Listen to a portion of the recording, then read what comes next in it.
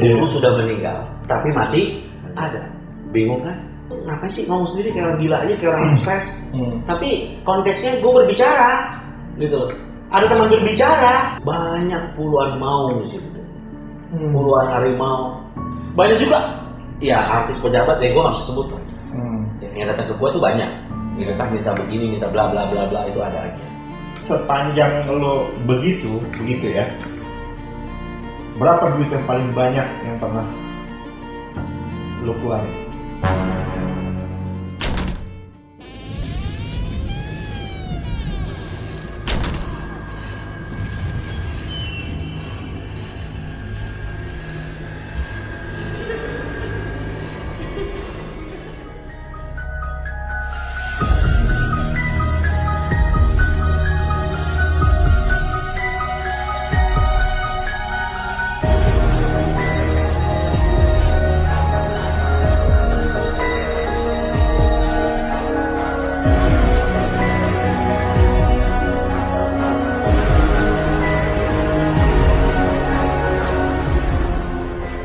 Assalamualaikum warahmatullahi wabarakatuh. Selamat datang di channel gue yang kedua, Om Yuts Official Channel. Sedikit cerita.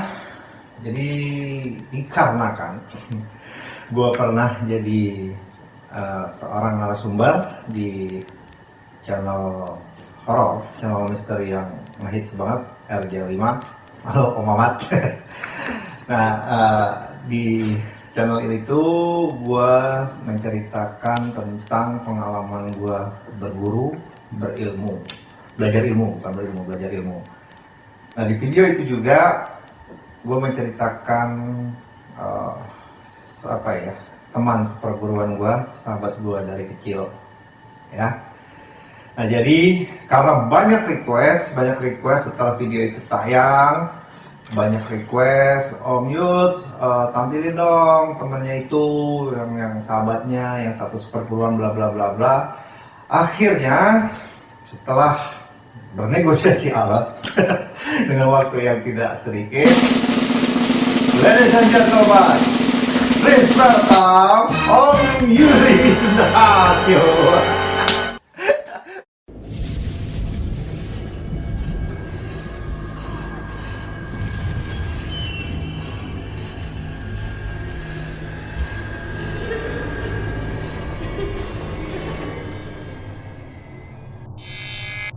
Oke bro, langsung aja ya. Jadi banyak pertanyaan, banyak yang kirim message ke gua, DM Instagram, ada yang WhatsApp juga. Om Yuts, ceritain dong tentang Om Yuli. Bawa dong Om Yuli, nongol dong di channel atau siapa, bagaimana. Nah, akhirnya ya, demi menjawab semua itu, lo gua bawa di sini. Ya, mungkin lo udah lihat juga kan videonya yang gue di channel lain itu seperti apa. Oke, silakan bro. Ya, assalamualaikum warahmatullahi wabarakatuh. Assalamualaikum. Ya, gue di WA sih awalnya sama Sohib, sahabat, udah seperti saudara nih, jadi bukan orang lain. Walaupun alot sih perdebatannya, karena gue banyak mikir dulu kan. Yeah. Gue di RJL5 tuh gue tonton, nama gue disebut-sebut, wah gue kaget juga nih. Lu nyebut-nyebut nama gue, uang gaib dan macam-macam, tagline-nya aliran sesat. Apa gue urut aja nih ruangan sama duit. biar katanya sesat ada duit, jadinya akhirnya wow. Nanti gue takutnya nggak jadi YouTuber, jadinya duit ber. Oke, jadi singkat cerita ya, nanti masalah Dodo mungkin kita bisa lanjut di segmen lain. Ya, oke. Gua hadir ke sini, terima kasih gitu ya. Kita bicara tentang sebuah misteri alam gaib. Yang sifatnya Allah memang menciptakan selain daripada manusia, hewan dan tumbuhan, Allah menciptakan malaikat, jin, dan ya banyak lah ya. Dan intinya semua diciptakan untuk bersujud kepada beliau. Tapi Alkisah Dodo itu yang membuat mungkin gue menjadi lebih tertarik. Dia nggak ada, dia sudah meninggal. Tapi layaknya seperti hadir, nyata dan tidak nyata, tapi nyata kenyataannya. Ketika sore gue lagi duduk, tau dia berteriak-teriak manggil nama gue, Yul, nama gue Yul. Dan itu gue yakin banget itu suara dia. Entah itu korinnya, ya, atau jin yang memanfaatkan meninggalnya Dodo, gitu ya. Dan banyak ceritanya juga ditengin. Nah, karena faktor hal itulah ketertarikan gue dalam dunia alam gaib atau dunia lain, gue telusuri. Jadi ada di RJL 5 gue lihat lo menyatakan gue sempat hilang. Mungkin hilang di sini gue bukan hilang kemana-mana. Kita nggak ketemu. Nah, kita nggak ketemu ya, dan juga bukan berarti putus silaturahim, karena gue terus menelusuri perilmuan tersebut. Ya. Gue pengen tahu alam ciptaan Allah yang lain. Bukan gue seperti hal yang lain-lain seperti wali ataupun apa, enggak, gitu ya. Hanya mengikuti jejaknya, gitu ya. Jadi selama 7 tahun itu banyak lika-liku yang terjadi sama diri gue, dari baik ataupun buruk. Ya. Ada orang bilang, wah lu belajar ilmu hitam, Yul. Ada orang bilang, oh ilmu lu ilmu putih, Yul. Tapi gue mendalami itu dari kecil, kan lo tahu memang gue demen dalam dunia begitu, gitu ya. Setelah gue mendapatkan satu pembimbing atau pembimbing yang lain, setelah gue berjalan, gue nggak bisa menghargai ilmu hitam itu yang mana, ilmu putih yang mana. Kenapa gue bicara begitu? Mungkin membingungkan, gitu ya. Mungkin lo juga bingung, mungkin orang yang nonton juga bingung, gitu ya. Sebenarnya ilmu hitam itu apa, ilmu putih itu apa? Hitam dan putih itu bagaimana implementasinya, bagaimana lo menjalankannya, bagaimana lo melakukannya untuk kehidupan sehari-hari, entah dari segi membantu orang ataupun segi apa. Dengan lo membaca ayat-ayat, orang bilang, oh ayatnya sesuai dengan firman Allah, dilakukan begini untuk ngobatin orang, alhamdulillah sembuh. Mungkin itu ilmu putih. Ada juga pakai ayat-ayat Allah, dia pukul orang, orang itu jadi celaka. Mungkin itu ilmu hitam, yang mencelakai, yang baik dan yang buruk. Tapi dalam dunia spiritual itu antara putih dan hitam nih gray area, yuk. Abu-abu, gray area. Ya. Kadang satu orang yang mempelajari ilmu hitam dibilang orang, tapi juga berkelakuan sehari-hari dia baik. Ada sedekahnya, ada ininya. Whatever orang mau bicara apa, itu hanya nutupi dari kejelekannya, dari keburukannya. Gitu. Ya, entah itu didasari dia hanya mau dilihat supaya dia bersedekah ataupun apa, itu hanya diri dia dan Tuhan yang tahu, kita nggak tahu. Yang gua lakukan pertama untuk menelusuri itu, gua tanya sama guru kita dulu, ya. Sorry, gua nggak bisa sebut namanya ya, beliau sudah almarhum, ya. Tapi konon, guru sudah meninggal, tapi masih ada. Menjadi seperti itu. Hal yang mustahil, tapi mana ada yang mustahil bagi Allah? Ya, setuju. Ya. Kalau dia bilang kun, ya kun jadi makalah jadi. Tapi kalau manusia ngomong kun, ya kun belum tentu. Ya bismillah dapat izin dari. Jadi gua ke satu tempat. Awalnya gua ke satu tempat. Gua istilah orang semedilah, tapa berata lah. Ya. Di salah satu kota di Jawa Barat, Sancang. Mungkin orang banyak tahu Sancang, di Jawa Barat, di daerah Garut Tasik. Ya. Jadi gue tapak di situ. Tujuan lo ngapain sih lo tapak, gitu kan? Ya gue pengen mencari jati diri, gitu. Gue bisa ngelihat makhluk, terus makhluk bisa komunikasi. Gue sampai dijauhkan teman-teman dulu, lo tau sendiri. Gue lagi SMA ngomong sendiri, orang bilang gue gila. Itu ngapain sih ngomong sendiri kayak orang gila aja, kayak orang stres. Tapi konteksnya gue berbicara, gitu. Ada teman berbicara, gitu. Ya. Gue bilang ini teman gue, tapi orang nggak ada yang lihat. Tapi teman di sini juga nggak 1x24 jam dia sama gue. Sesuka dia datang, sesuka ini. Gue masih belum ngerti dulu ini apa, karena bentuknya seperti gue ngeliat dia manusia, gitu loh. Gue lihat dia manusia, bukan barang yang tidak bisa disentuh ataupun apa. Mungkin gue juga kabur kali kalau begitu. Tapi dia manusia, ada nasihat-nasihat. Nah inilah hebatnya jin nih, menyelimuti sesuatu yang sebenarnya negatif, tapi dia selimuti hal menjadi positif. Jadi suka terkecoh. Nah, gue jadi bukan juga mau jadi dukun, ya enggak, karena gue mau mencari jati diri. Dan gue butuh, siapa tahu gue dapat satu ketenangan. Ya. Jadi gue tapa di sana. Gue dibilang, kalau orang sudah bilang hati-hati itu kota Maung, tempat Maung. Maung tuh macan lah, macan, ya, harimau, bukannya singa, ya. Harimau.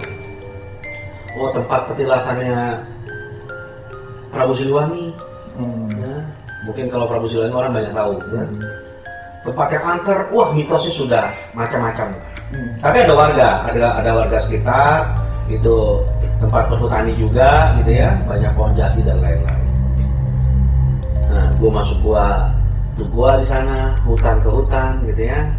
Selain daripada gue mau menimba ilmu, gue juga pengen tahu wawasan dan adakah benar ciptaan Allah yang sifatnya tidak terlihat oleh manusia. Gue di sana, gue beberapa hari, gue mati geni di dalam gua, membuat awalnya gue jenuh. Ya, mati geni di sini istilahnya dalam gua tuh gue nggak ngeliat terang benderang matahari, bintang, bulan tuh gue nggak ngeliat itu. Gue nggak ngeliat sama sekali, gue benar-benar di dalam gua. Ya. Tapi gue membaca ayat-ayat yang diperintah sama Tuhan. Dan gue mengikuti itu karena ayat-ayat itu yang kandungan-kandungan firman Allah. Ada di Quran. Bahkan di Quran. Di penggal-penggalan surah yang gue juga nggak bisa sebutkan ya. Karena hal seperti ini tolong jangan dilakukan, jangan dikerjakan kalau memang bukan sama ahlinya. Nggak boleh sama sekali. Ya. Dan gue juga nggak mau orang terperosok karena cerita gue ini, gue nggak mau. Ya. Tapi hanya untuk pengetahuan aja.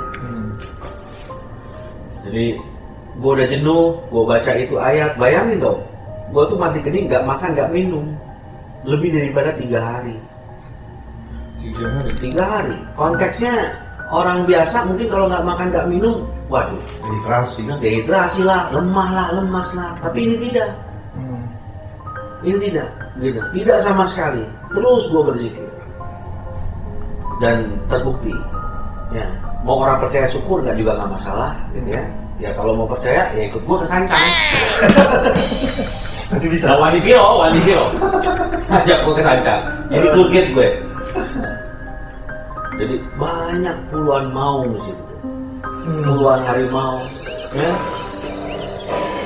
Yang pas gue lihat, gue baca semua ayatnya gue hafal. Ayat pendek gue baca, Al-Fatihah, Al-Ikhlas, Al-Awwah, semua gue baca. Mereka nggak lari, mereka nggak menghindar, mereka malah nyamperin, mereka malah mendekat. Gue bisa sentuh mereka. Tapi yang menjadi gue di otak nih, kayaknya ini bukan sembarangan, karena besarnya itu sapi kerbau tuh kalah besar. Sapi kurbannya pejabat deh, ya, yang limo begitu tuh, limosin 500 kilo itu kalah besar. Amat sangat kalah besar. Itu gue seperti orang kerdil di hadapan mereka, di hadapan para hewan itulah. Mau ngangkat naik ke pundaknya aja pakai bunjuk. Badan gue nih, yang begini nih, ya dulu nggak sebesar ini lah ya. Itu gue dilipet, gue naik kan. Terus gue diajak jalan nabung ke halaman masjid. Oh mungkin lah ini dunia gaib. Gue berpikir mungkin lah ini dunia gaib. Karena gue nggak ngeliat sosok manusia, dan gue lihat hanya sosok keberadaan mereka, ya, hewan-hewan itu. Gue naik, gue muter terus, gue berzikir sampai akhirnya gue seperti orang sadar diri lagi. Ya gue masih di dalam gua.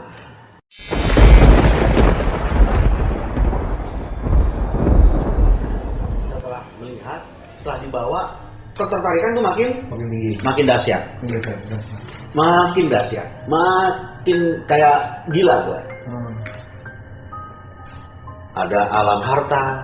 Ini Sancang itu berapa lama tadi? Gue di Sancang kurang lebih 14 hari. Dengan ilmu ini ada baiknya, ada ya orang sakit lah, butuh orang pintar lah, yang six sense gitu ya.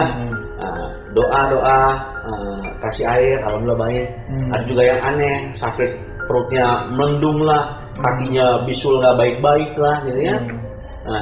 Gua tangani, alhamdulillah baik gitu ya. Kadang gue dibayar, kadang juga enggak. Ya tujuan gue bukan dengan gue menjadi seperti itu untuk mencari uang, bukan. Ya itu hanya untuk gue mengenal jati diri gue itu seperti apa. Itu dari Sancang, kita seperti itu dari Sancang, 14 hari di Sancang, kembali ke Jakarta lah ya, aktivitas normal. Lanjut itu ada lagi nggak? Ya, karena dalam ketentuan spiritual itu amat mahal. Ya. Maksudnya? Mahal. Kenapa konteks mahal? Kita pergi ke suatu tempat yang dapat ilham ataupun wilayah ataupun perintah langsung dari guru, kan kita bayar bus, bayar apa kendaraan itu bukan pakai kerupuk, pakai duit. Sebenarnya tinggal gini dong. Itu entar. Belum bisa. Saat itu belum bisa. Saat itu belum ya. Saat itu belum ya. Belum kepikiran saat itu. Belum kepikiran saat itu gitu loh ya. Tapi setelah gua ngeliat alam harta, ada emas, ada berlian, ada kertas, terpikiran gue bagaimana membawa ini ke dunia nyata. Yang bisa gue nikmati, yang bisa keluarga gue nikmati, atau orang banyak menikmati. Sudah mulai kesana tuh. Mulai kesana, pikiran kotor ada aja. Tapi ya belum bisa menggapai itu. Ada beberapa proses yang harus gue lakukan. Ini kan nggak sedikit kan tempat-tempat yang lo kunjungin untuk ritual segala macam kan? Oh, Indonesia ini terkenal dengan, mohon maaf ya, mistisnya besar. Mistisnya besar. Rempah-rempah dari mistisnya juga amat sangat besar. Keindahan alamnya juga besar. Hampir setengah provinsi kali gua datangi. Itu yang gue bilang provinsi yang ada di Indonesia? Ya, setengah provinsi di Indonesia. Sampai ke Haliliuk gue. Di mana? Haliliuk, di daerah Papua sana. Untuk belajar? Ya, tempat-tempat mistis. Gue cari tempat-tempat mistis. Gue nggak mencari hiburan seperti jalan-jalan roller coaster itu nggak gue cari. Ke laut juga yang gue cari, gue yang katanya angker, tempat yang katanya tumbal dan apa-apa, gunung kawi, gue datengin semuanya. Gue pengen tahu ucapan orang dan ucapan buku. Kebenaran daripada itu gue pengen tahu. Gue telusuri itu semua. Sampai ada hal yang mungkin di mata orang menjadi takjub. Kalau gue melakukan sesuatu, ya lo juga dulu pernah lihat lah ya. Gue bereksperimen apa yang mungkin, waduh, ini nggak sembarangan yang bisa melakukan ini. Oke, gue cerita dulu waktu gini. Jadi guys, gue lupa waktu di video RJL 5, sebenarnya gue pengen cerita tapi gue lupa waktu itu. Jadi World Cup ya, Piala Dunia 2002, waktu itu kan ada pas finalnya itu ada nonton bareng ya, kita di sekarang GBK Gelora Bung Karno. Jadi gue, Om Yuli sama adik gue itu nontonlah kita ke GBK, nonton bareng final gitu. Itu Brazil versus Jerman. Pakai layar lebar. Iya, pakai layar lebar tapi nontonnya dalam GBK gitu. Ini bakar-bakaran ya kan? Ada tribun, ya kalau bilang kita di tribun barat, yang di tribun sebut tuh mulai bakar-bakaran. Nah ini Om Yuli ini spontan gitu. Lu dasar norak lu, bakar-bakaran lagi. Mati. Adik gue, kalau gue sih mungkin saat itu karena udah tahu lah ke apa ya, kalau gue bisa bilang kesaktian dia gitu, tapi adik gue tuh disebut gila nih, gue bisa mati. Ya, pertandingan bola, main bakar-bakaran, kena kursi 1-2 kursi, ya apinya lumayan lah. Nah, sekarang kan gini, udah langsung aja deh. Ketika kita 7 tahun orang ketemu, pasti banyak banget, gue yakin banyak yang lo lakuin, ritual lo kerjain segala macam. Ketika sudah ketemu, tiba-tiba lo bisa hebat kayak gitu, sesakti kayak gitu ya.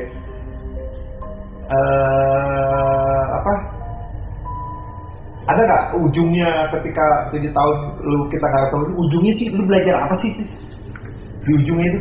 Kalau gue ceritain yuk, ya, 2 bulan 3 bulan nggak bakalan selesai cerita ini, nggak akan selesai. Karena ujungnya gue mau belajar ini, ya segala hal gue pelajari dalam dunia spiritual, gitu ya. Dari segi pengobatan, untuk lalai teluk santet begitu-begitu, walaupun melihat makhluk-makhluk ciptaan Allah yang lain ya, jin gitu ya, yang sekarang dinamakan sama orang ada kuntilanak lah, padahal gue tadi nggak percaya sama kuntilanak, gue nggak percaya genderuwo, ya, gue nggak percaya sama siluman apalah tuh, bajul putih lah, buaya putih dan lain-lain, karena di Quran gue nggak nemu suratnya. Kalau ada al kuntilanak baru gue percaya. Yang gue tahu di suratul jin doang.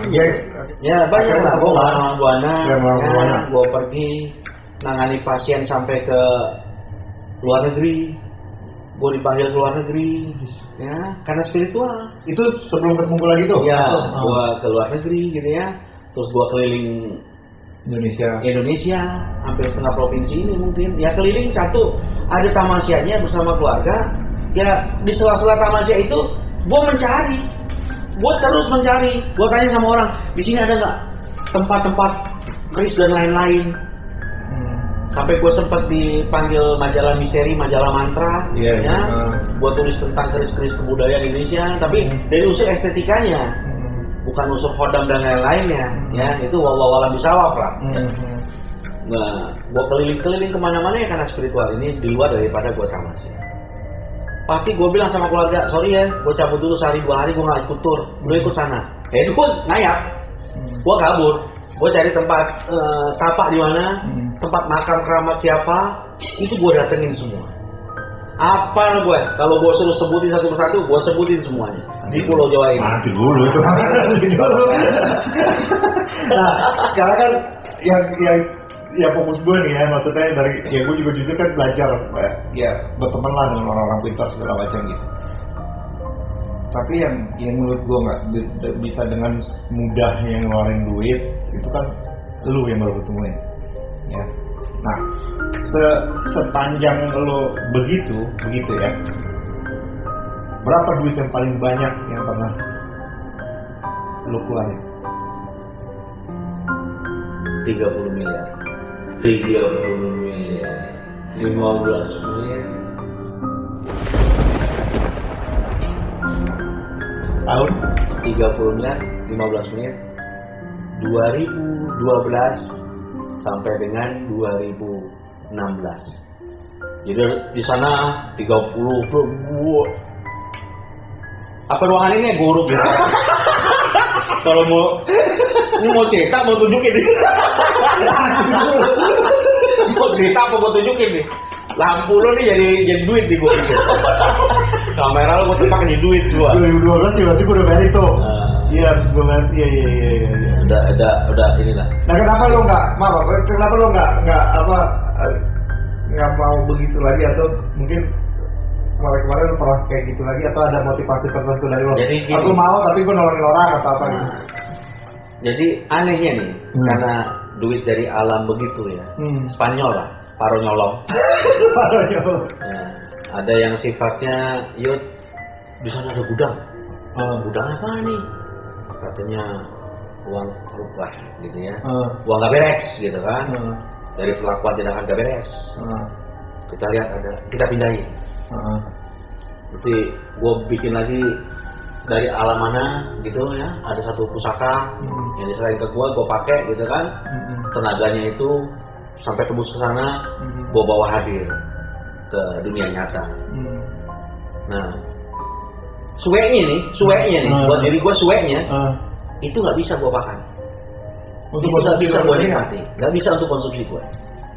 Anak saya nggak bisa untuk konsumsi gue. Nah, gue membantu seperti itu, akhirnya menjadi candu dan ketagihan. Awalnya orang minta tolong untuk bla bla bla, sifatnya positif. Oke. Ya, tolonglah ini ada doa ini untuk orang-orang kaum Humayah, Ibnu Sabil dan lain-lain gitu ya. Kita untuk membantu mereka. Pokoknya untuk urusan-urusan yang sifatnya positif. Untuk urusan agama lah. Ya gue pasti mau ngebantu yang begitu. Tapi setelah uang itu hadir, apa yang diprogramkan dari awal gitu ya, untuk begini itu nothing. Kebanyakan akhirnya untuk memperkaya diri. Dan itu lo banyak lo temuin ya klien akhirnya untuk memperkaya diri. Untuk memperkaya diri, mereka lupa ya, walaupun tadinya wah setengah bagian akan gue serahin begini. Ya ada sih yang diserahin, tapi bukan setengah. Paling hanya beberapa lembar. Karena kurang ajar gitu. Ya kalau misalkan hadirnya itu 4M, 5M, setengahnya kan 2,5M untuk ini. Enggak, paling 20 juta akhirnya. 20 juta akhirnya. Nggak ada.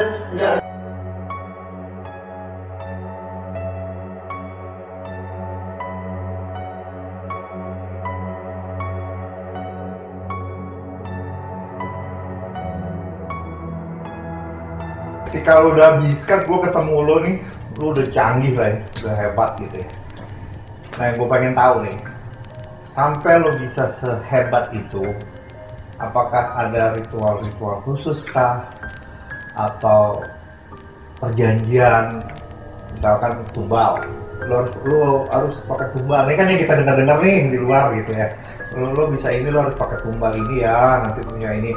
Atau lu kawin sama jin. Untuk menuju hal itu, kalau tanpa ada ritual khusus, nonsen. Oke, Nah ini kan gue sebagai pelakunya, bukan sebagai orang yang meminta gue melakukan sesuatu, tapi gue pelaku untuk mendapatkan joran tersebut, ilmu tersebut ya. Otomatis gue melakukan ritual-ritual khusus. Ya ritual khususnya banyak lah, yang dilakukan itu banyak. Nggak bukan hanya dengan bla bla bla, banyak lah ritual khusus, tapi semuanya itu hasilnya yang gue lakukan alhamdulillah nggak ada tumbal. Jamin? Nggak ada tumbal. Ya. Belum ada yang celaka. Ada beberapa ritual khusus yang gue lihat, yang gue saksikan di daerah-daerah tertentu ya, untuk mendapatkan kekayaan dengan dia jual anaknya. Iya itu. Dia jual anaknya, dia jual musuh, istilahnya orang yang jolim dan lain-lain. Gue nggak sampai ke konteks itu, tapi gue mengerti hal itu. Ya. Soal berhasil atau tidak, banyak juga yang berhasil. Ya. Tapi orang yang nafsu mengejar satu kekayaan dari itu jarang yang berhasil. Akhirnya tertipu, dan kami menjadi orang yang dianggap menipu karena ketidakberhasilan itu.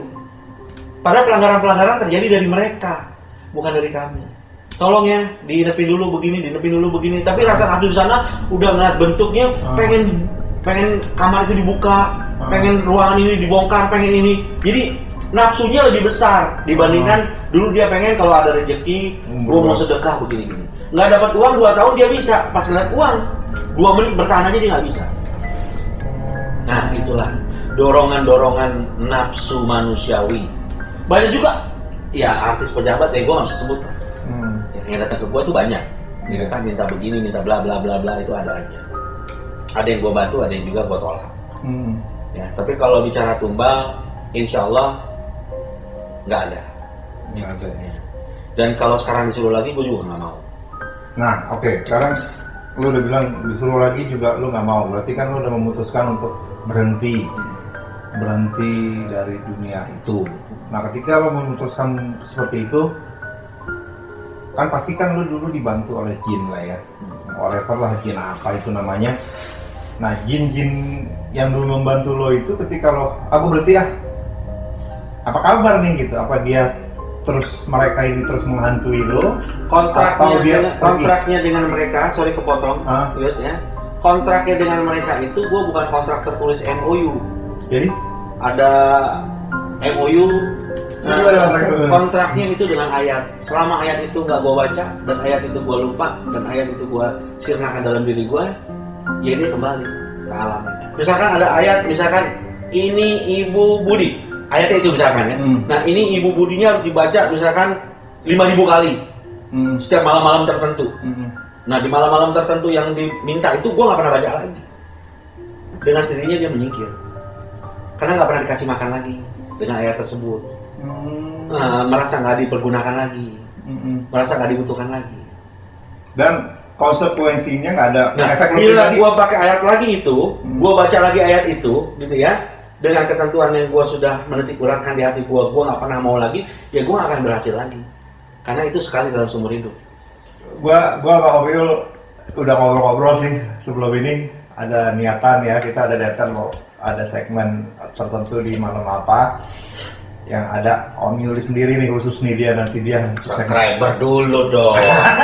Tekan dulu dong. Tapi ya tolong kalau siapapun yang pengen Om Yuli ada di channel ini, ada segmennya Om Yuli nanti, subscribe dulu deh. Insya Allah. Ini gue ngomong sama Om Yuli nih, kita penelusuran siap Pak? Siap. Wah, siap. Jadi kita insya Allah kalau memang channel ini berkembang, bisa maju ya, kita mau penelusuran bersama Om Yuli ke tempat-tempat dia dulu menghilang. Jangan hanya dengar cerita Om Yuli, tapi harus melihat praktek Om Yuli. Ikuti terus Om Yuli di Om Yul. Jangan takut, Jangan ada takut. Om Yul. Ada Om Yuli. Oke, gitu aja Bro. Makasih sharing-sharingnya, mungkin gitu aja. Akhir kata. Wassalamualaikum warahmatullahi wabarakatuh.